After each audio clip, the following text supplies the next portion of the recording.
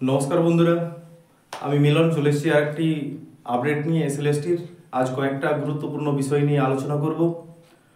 তো কি আলোচনা করব, প্রথমে একবার দেখে নিই আমরা এক্সপিরিয়েন্স নাম্বার কতজন পাচ্ছে, কাদের ভেরিফিকেশন শুরু হচ্ছে 6 তারিখ অর্থাৎ আগামীকাল। এসএসসি যে নোটিফিকেশন দিয়েছে, ফ্রেশারদের সুযোগ কিভাবে বাড়ছে, ইন সার্ভিসরা সবাই কি ডাক পাবে ভেরিফিকেশনে, ফাইনাল আনসার কি কবে দিতে পারে, group CD form fill up বা অ্যাপ্লাই প্রসেস নিয়ে শেষে বলবো। এইসব বিষয়গুলো নিয়ে আলোচনা করব, পজিটিভ আলোচনা।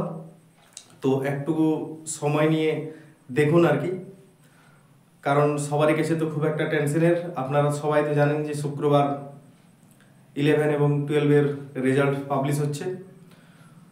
তো প্রথমে বলি যে এক্সপিরিয়েন্স নাম্বার কতজন পাচ্ছে। তাহলে এক্সপিরিয়েন্স নাম্বার নিয়ে সবারই মাথায় একটা টেনশন। কালকে 4 তারিখের যে কেস আপডেট ছিল, গতকালকে যে হাইকোর্টে দীর্ঘক্ষণ এক্সপিরিয়েন্স নাম্বার কারা পাবে কি কারা পাবে না এই নিয়ে দীর্ঘক্ষণ সওয়াল জবাব হয়েছে, এবং সেখান থেকে যেটা উঠে এসেছে তার জন্যই একটা ভেরিফিকেশন নোটিশ এসএসসি জারি করেছে। সেখানে মাত্র কয়েকজনকে ডাকা হয়েছে, আর কি। তাহলে যারা ফ্রেশাররা একটু বাড়তি টেনশন করছিলেন আর কি, যে হয়তো আমরা কেউই চাকরি পাবো না, তো এটা চিন্তাটা একদমই ঠিক নয়। যদিও এক্সপিরিয়েন্সের নাম্বারের জন্য হয়তো অনেক প্রেসার ভালো পরীক্ষা দিয়েও হয়তো সুযোগ নাও পেতে পারে, কিন্তু অনেকেই পাবে, অনেক ফ্রেশার কিন্তু ভেরিফিকেশনে ডাক পাবে আর কি। কারণ কি, এক্সপিরিয়েন্স নাম্বার যারা বিশেষ করে আনটেন্ডেড টিচার, বলেছিলাম আমি 13,500 প্লাস, আমি এর সাথে আগের ভিডিওতে বলেছিলাম যে বড় জোর 500 যদি এক্সট্রা হয়তো আর কি, কিন্তু সেটা হচ্ছে না। যারা কেন্দ্রীয় বিদ্যালয়, নবোদয়া, বিভিন্ন জায়গা থেকে যারা এক্সপিরিয়েন্স অ্যাপ্লাই করেছিল, তাদেরকে কিন্তু পর্ষদ নাম্বার দিতে চায় না, তাদেরকে দেবেও না। কারণ দীর্ঘক্ষণ ডিভিশন বেঞ্চে শুনানির পর বারবার পর্ষদের আইনজীবী কল্যাণবাবু বলছিলেন যে তাদের যে ক্রাইটেরিয়া আমরা চাইছি তা কিন্তু নেই।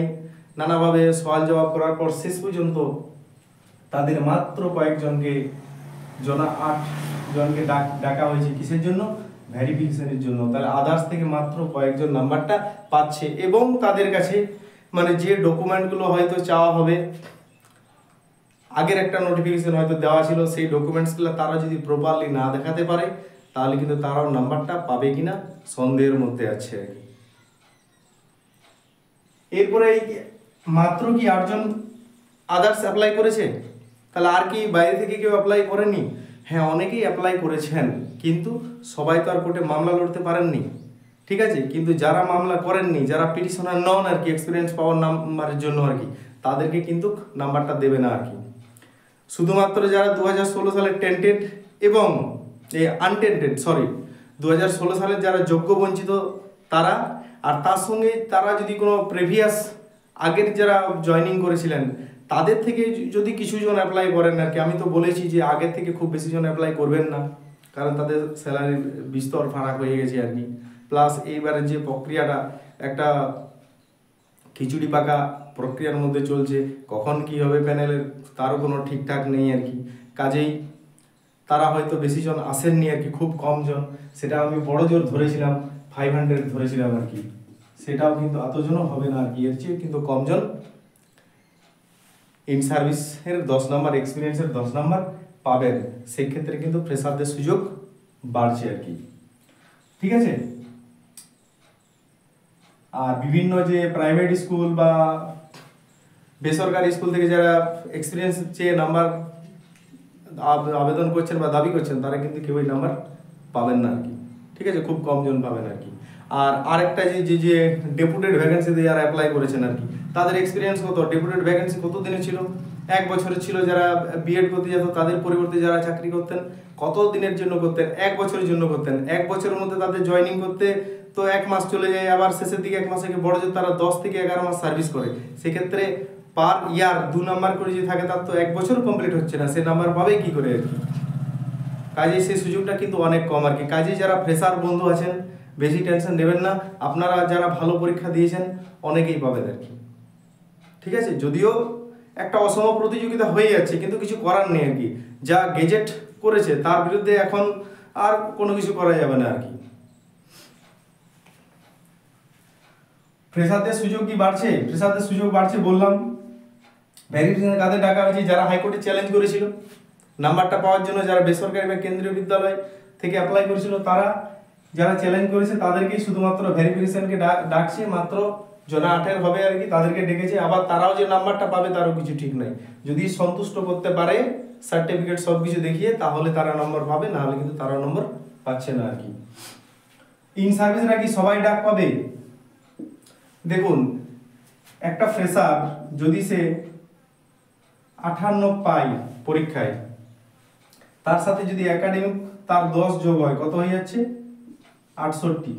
সেক্ষেত্রে একটা ইন সার্ভিস যদি পরীক্ষায় পায় 45, এক্সপিরিয়েন্সে পায় 10, আর তার একাডেমিক যদি থাকে 8, ম্যাক্সিমাম তো একাডেমিক 8 থাকবে, তাদের তো সবার ফার্স্ট ক্লাস নেই, তাহলে 8 5 13, 5 আর 6 হয়ে যাচ্ছে 63, আর এদের কত হয়ে যাচ্ছে?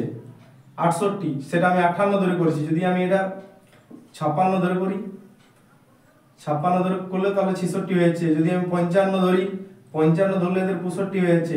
কে ডাক পাবে?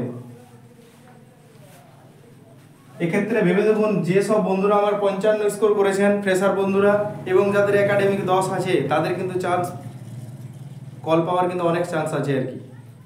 এক্ষেত্রে কিন্তু রিস্ক কাদের হয়ে যাচ্ছে? রিস্ক হয়ে যাচ্ছে ইন সার্ভিসদের। এই রিস্কটা কাটানোর জন্য এসএসসির কি করা উচিত? ভ্যাকেন্সি কিন্তু আপডেট করা উচিত। যদি ভ্যাকেন্সি আপডেট না করে, অনেক ইন সার্ভিস বন্ধু কিন্তু ডাক পাবেন না। সেক্ষেত্রে একটা কিন্তু রিস্ক হয়ে যাচ্ছে আর কি। আমি কারো বিরুদ্ধে বলছি না আর কি, কিন্তু যেটা বাস্তব সেটা তো কিছু করার নেই। সবার তো পরীক্ষা যতই ভালো বলছেন আর কি, খুব সবাই তো আর 55 56 58 পাবেন না আর কি। অনেকেরই তো পরীক্ষা মোটামুটি হয়েছে, তাদের ক্ষেত্রে কিন্তু রিস্ক আছে। এক্ষেত্রে একটাই উপায়, পোস্ট বাড়ানো, ভ্যাকেন্সি বাড়ানো।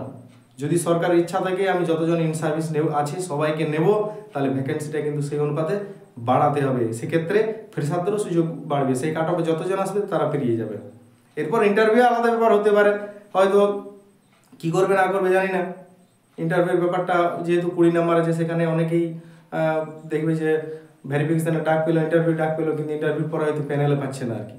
কিন্তু ভেরিফিকেশনের ডাক পাওয়ানোর জন্য ভ্যাকেন্সি আপডেট করতে হবে, না হলে কিন্তু মুশকিল আছে। সে কিছু সংখ্যক হলেও ভ্যাকেন্সি আপডেট করতে হবে, না হলে কিছু জন হলেও ইন সার্ভিস বাদ পড়ে যেতে পারে। একটা চাপ আছে কিন্তু।